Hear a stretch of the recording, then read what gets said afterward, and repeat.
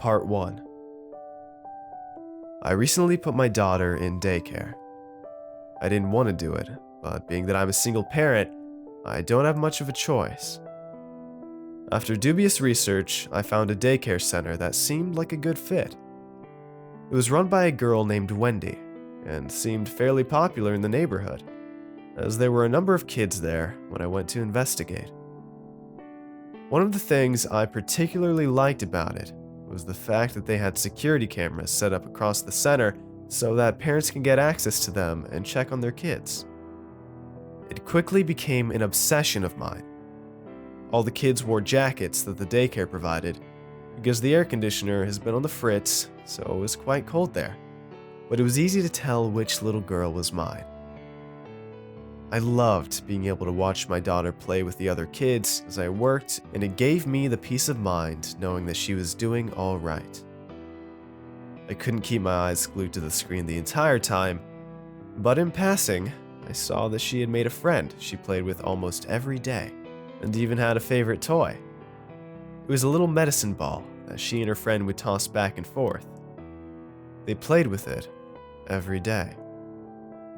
After about a week, things seemed to be going quite well. My little girl had started really grasping potty training and was more well-behaved than I'd ever known her to be. Needless to say, I was impressed with the daycare. That was when she started singing the song. She hummed it at first, and when I asked her what it was, she told me it was a song they taught her at daycare. Eventually, she learned all the words and began to sing. We eat their teeth and eat their bones, and slit their throats inside their homes. We sing this song, and when we're done, we'll go to hell and have more fun. She sang it all the time, no matter how many times I had to ask her to stop. It made my skin crawl. Why would they teach a song like that to children? The next day, with the song stuck in my head, I resolved to call Wendy. I wanted to tell her that I disapproved of that song, and I didn't want that or anything else like it taught to my daughter. If it continued, I would be forced to find a new daycare. As I watched the children play on my computer screen, my little girl playing with the ball like she always did, I picked up my phone and called the daycare. When Wendy answered, I told her about my concern. She was incredibly polite about it and said that one of the other children had been going around singing it. She said she thought it was from a movie or something, but she was working on putting a stop to it because the song was definitely not for children. She said it disturbed her just as much as it did me. I'd been pacing around my office as I spoke to her, and just as we were saying goodbye, I looked back down at the screen and noticed something peculiar. The Wendy on the screen was not on the phone, but was helping a child with his juice box. She said goodbye and hung up the phone, and I watched the cameras, not reciprocating her farewell, but transfixed on the screen in front of me. I stared at my daughter and her playing with her ball and tried to think of how many times I'd seen her drop it as they tossed it back and forth. I didn't think I'd seen that happen very much. And the kid in the corner was always in the corner working on the same puzzle. How long had he been working on that puzzle? That's when I began to suspect that instead of watching a live feed, I'd been watching a recording. Part 2. I took my daughter out of daycare immediately.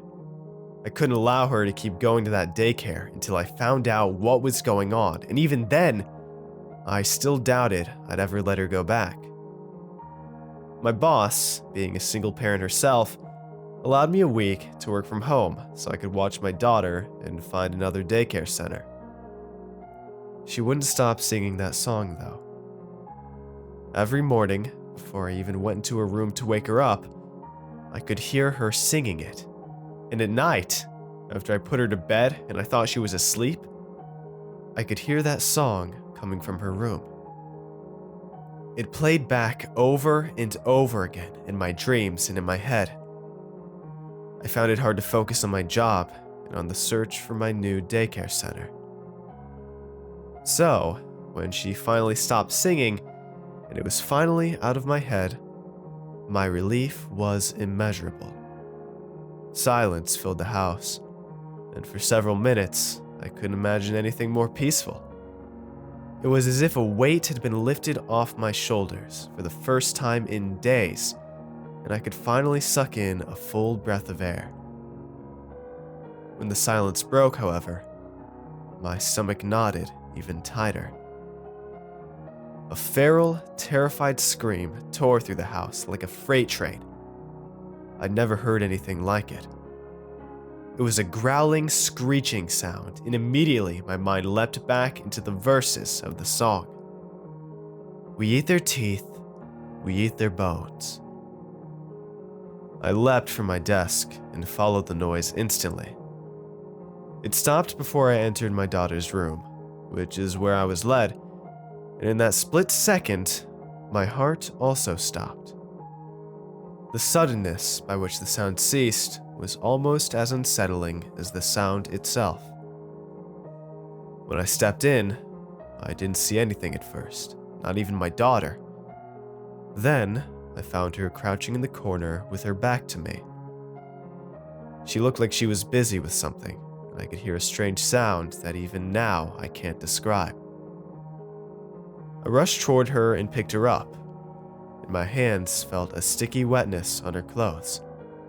It was warm and thick and reminded me of Caro syrup. I turned her around and saw that what I was touching was the blood that covered the front of her shirt, and I immediately panicked. I didn't think of anything else other than to find out where she was bleeding. I carried her to the bathroom and ripped her shirt off and scrubbed quickly with a washcloth to find the cut. I found a few scratches on her arms and scrubbed harder, looking for the source of so much blood. But I found nothing else. In my panic to clean her up, I hadn't noticed until that moment that she wasn't crying or even making a sound at all. I looked up to her face and, aside from the blood that was smeared across her chin, she looked completely fine. Her jaw worked up and down, chewing on something, and with shaky fingers, I fished it out of her mouth. It looked like a thin piece of leather. I threw it in the trash and wiped my fingers on my jeans, and picked up my daughter to carry her to her bedroom to investigate the origin of the blood. In the corner of her bedroom, where I'd originally seen her crouched, was a dead, bloody tangle of fur and tendons that I immediately recognized as the cat I'd adopted from the shelter only a year ago. It was missing an ear. I screamed at her. I screamed out of fear and anger and panic at my daughter, who just stood there next to me with blood drying on her hands, arms, and face, while her blue eyes stared back at me like blank pools of water. I put her in the bathtub while I cleaned up the mess in her bedroom. I scrubbed with hydrogen peroxide and carpet detergent until my arms were sore, but by the end of it, there was still a small brownish stain that would serve as a reminder of what had happened to my cat. In the bathroom, I heard the echoes of my daughter's voice as she sang the song again. I didn't sleep much that night. Whenever I closed my eyes, I saw the corpse of the cat lying in the corner, and my stomach knotted up even tighter. When I did finally fall asleep, it was only for a few hours. I woke at 3 to the muffled voice of my daughter through the wall. She was praying. She said the following prayer 3 times without pause. Now I lay me down to sleep. I pray the Lord my soul to keep. And when I die before I wake, I pray the Lord my soul to take. We'll play and sing among the dead, and he shall feed us blood and bread. I'll do his work until sunrise, and love him forever.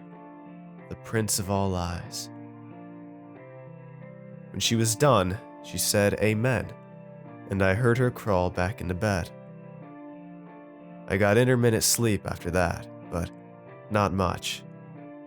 Just like the song, that prayer was stuck in my head, and it made me sick. The next morning, I found her sleeping deeply in bed, covered in a pool of her own urine. She hadn't wet the bed at all since I started her in that daycare, and even before that, I thought we had overcome that particular hurdle. But when I stepped in her room, that sickly sweet scent of urine and ammonia mixed with the rotten stench of feces filled the room and made my eyes water. I found that she not only wet the bed, but it also had diarrhea as well. I gagged and picked her up and carried her, half asleep still, to the shower.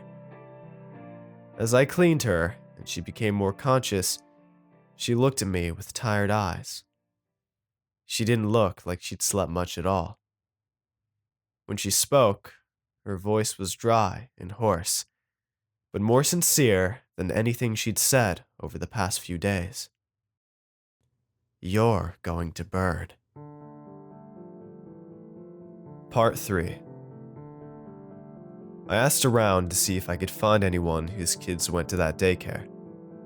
It took a few days, but I finally found a friend of a friend's cousin whose son was enrolled. I contacted him via Facebook and set up a meeting with him at his house. I brought my daughter so she could play with his son while we talked in private. He and his wife both worked full-time, and she seemed shocked when I first suggested that something in the daycare was amiss. They said that their son, Brian, had never been better behaved than since he started going to that daycare. He went to bed without being told, cleaned up his toys, and hadn't thrown a tantrum in the 3 weeks since he was first enrolled. I asked if they regularly checked the cameras. They admitted that although they did a few times, they didn't really sign in to watch on a regular basis. When I suggested the possibility of the cameras being pre-recorded, they said they honestly hadn't noticed. I told them about the strange song I'd heard my daughter sing and the strange way she'd been acting. I didn't mention the cat, however, because I didn't want to be accused of being a negligent parent. They said they'd heard Brian humming something, but the words never came up. Hesitantly, I asked if they had a pet. For a fraction of a second, I thought I saw a flicker of concern in their eyes. Then Brian's father spoke and said they didn't. But I'd seen that look in their eyes, and that spoke volumes more than anything else they had said. When we were done, I took my daughter and left. That was the last time I, or anyone else, spoke to either of Brian's parents. The following morning, I saw on the news that both parents had been killed in their bed, and their son was now missing. When I put my daughter to bed the following evening, I decided to try to talk to her about it. I deliberated over my questions all day, and had finally decided on what specifically I wanted to ask her. I've transcribed the questions and answers to the best of my ability below. What sort of games did you play at the daycare with Miss Wendy? We played imagination games. Who taught you the song that you sing? Miss Terry. Who's Miss Terry? I don't know. Is she friends with Miss Wendy? No. She plays the imagination games with us. Did she teach you to say that prayer at night? What prayer? The one I heard you saying the other night. I repeated the prayer. I don't know. I just know it. Why did you kill Tony, the name of the cat? I had to. Why? He wasn't going to let them in. Let who in? I don't know. I asked if anyone had abused her at all. She didn't understand, and I had to explain. I won't go into detail here, but when she understood my question, she confirmed that she had not been abused whatsoever. What did you mean when you said I was going to burn? I don't know. Why did you say it? She told me to. Who? Miss Terry. When did she tell you that? Just before I said it. Does she talk to you often? Sometimes. Is she talking to you now? No. Why not? She's waiting for you to leave. Those 6 words hung between us amidst the silence that was almost palatable. Her eyes drifted upward and fixed on a space behind me. I turned slowly and saw nothing but an empty room. I shook my head, then kissed her on the cheek and clicked off the light, but not before checking to make sure the window was locked. I needed a drink, and I needed to think. Something was going on, but how could I draw the line in the sand between the supernatural, if that's really what it was, and the imagination of a child? As I sat in the living room, sipping at a glass of whiskey and contemplating these things, I felt a chill in the air, like the AC had kicked on, except the house remained as silent as the grave. That was when I saw her standing at the end of the hall. I thought she must be sleepwalking. Given the circumstances, I honestly half expected it. I drained the glass, savoring the spicy wooden flavor of the whiskey, and stood from my seat. I called out to her, but she didn't answer. She simply stood there, limply, at the end of the hall.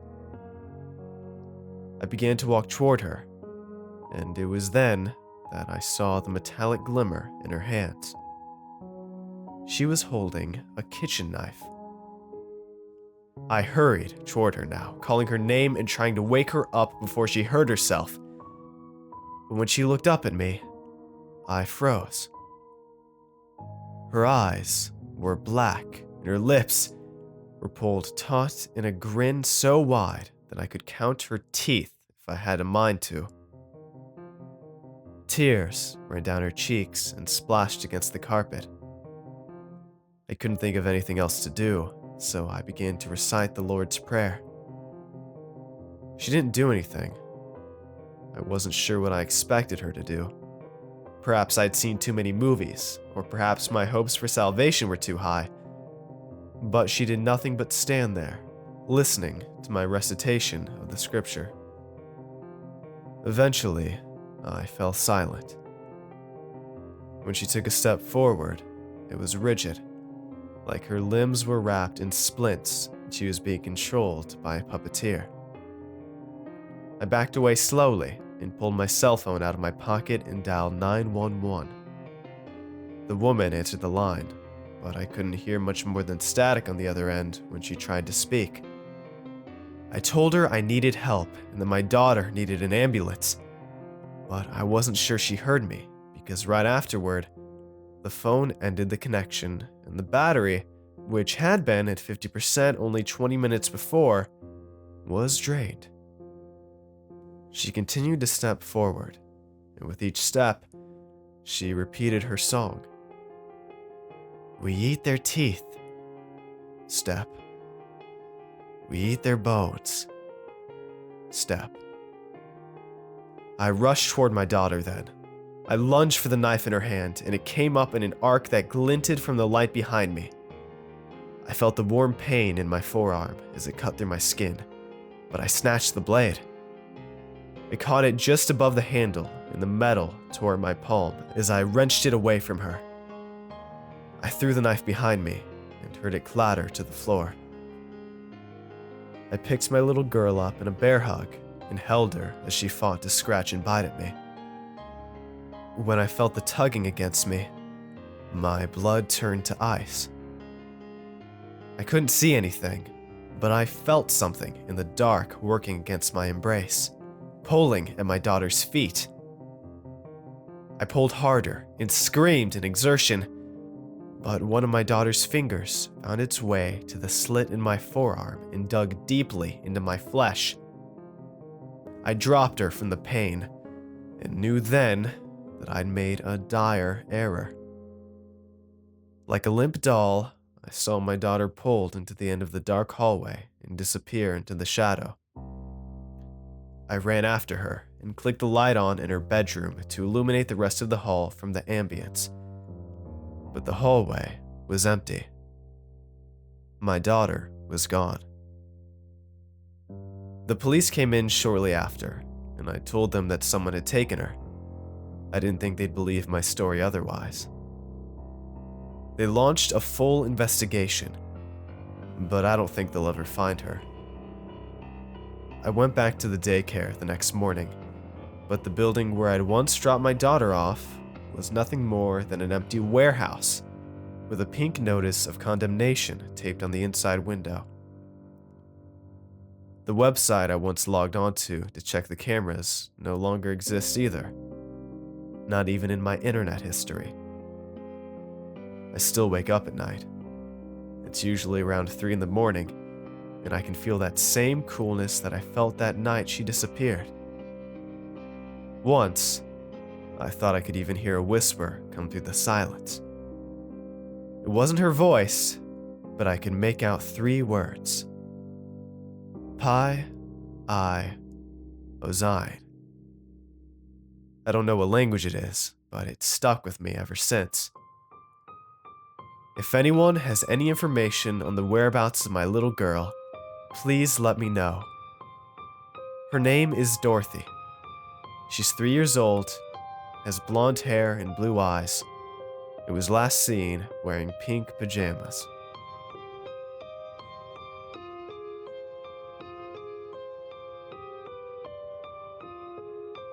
Hey everyone, I hope you enjoyed today's video. If you want to see more, let me know in the comments below, and tell me what you thought of this narration. Make sure to follow me on Twitter for updates, and if you'd like to get early videos, shoutouts, high-quality MP3 downloads of my narrations, and much, much more, I'd appreciate it if you check out my Patreon page. It's a place where you can help support my channel while getting awesome rewards in the process, and every pledge helps out a ton, no matter the size. So if you'd like to see all the rewards I offer and consider becoming a patron, it'd mean a ton to me if you'd click the link in the description and just check it out. And don't forget to show some love to the amazingly talented authors who make these narrations possible. Have a good night, everybody. Cheers.